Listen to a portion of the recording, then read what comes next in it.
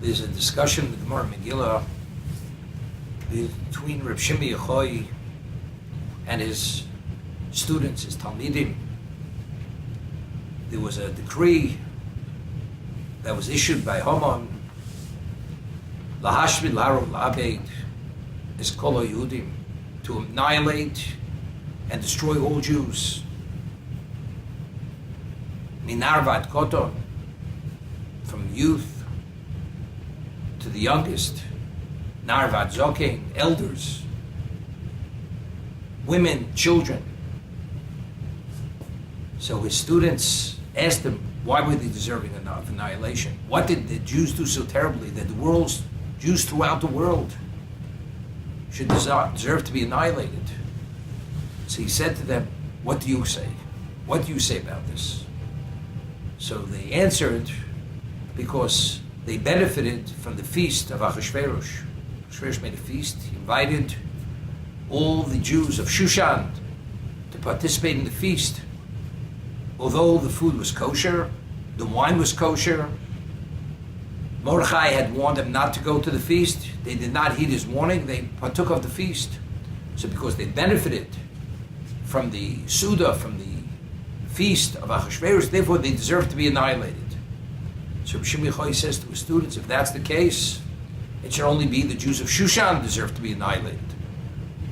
Why the Jews throughout the world? Achashverosh ruled the world supreme, 127 countries. The decree had relevance, applied to every country in the world, every Jew in the world. So he explains to him, I'll explain it to you.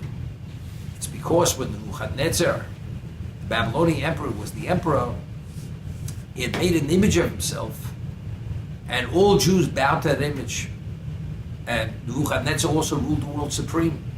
So every Jew in his kingdom bowed to that image.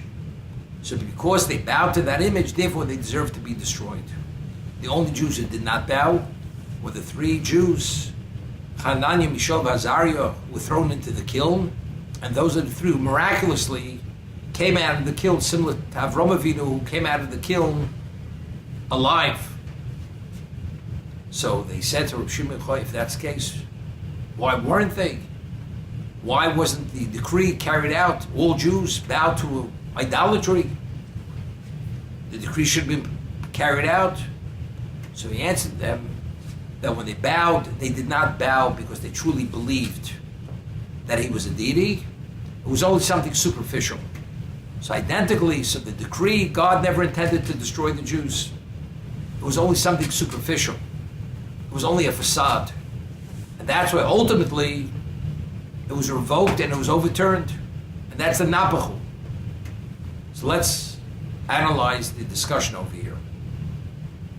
If actually they did benefit from the feast of Ahasuerus, Rabbi Shimi Yochai's claim was, so it should be limited, the decree should be limited to the Jews in Shushan deserve to be annihilated. Why the Jews throughout the world?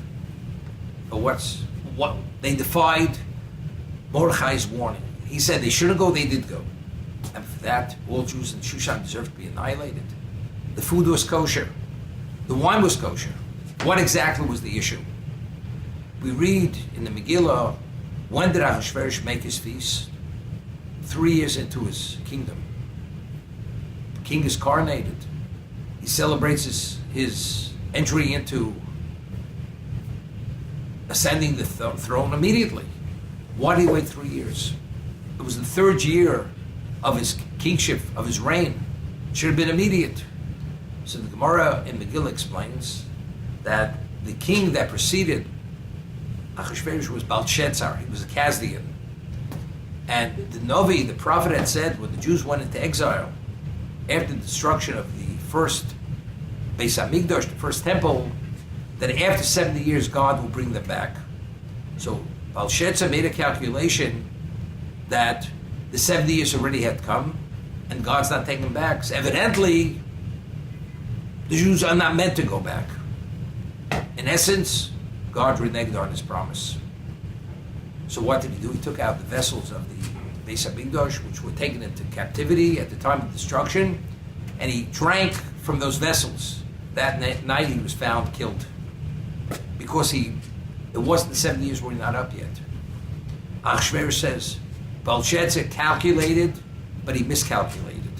I will make a calculation which is accurate, unflawed, and he made a calculation. And as a result of this, it was the 70 years were only up in the third year of his reign. In the third year of his reign, the 70 years had come, and the Jews are still there. So evidently, that was a confirmation that God will not take them back. God reneged on his promise. He immediately took out the priestly garments, vestments, and he wore them of the Kohen Gadol. That night, Vashti was killed. But factually, what was the celebration? He waited to the third year because to him that was a confirmation. God will not take them back. God reneged on his promise. So what exactly is the feast? The feast is feasting, celebrating Achil Hashem. Although God said he will, God went back on his word. To partake of a feast which is celebrating Achil Hashem, the person deserves to die. That was the decree of Lahashim L'Harug L'Abed, to annihilate every man, woman, and child. On that, he says, if that is the case, it should only be limited to the Jews in Shushan. They partook of the Chil Hashem, of the desecration of God's name. What about the Jews in the rest of the world? Therefore, that cannot be the reason. So what is the reason? Because they bowed to the image. And because it was only superficial, they truly didn't believe in it, as a result of that, the decree was overturned when the Jews did tshuva.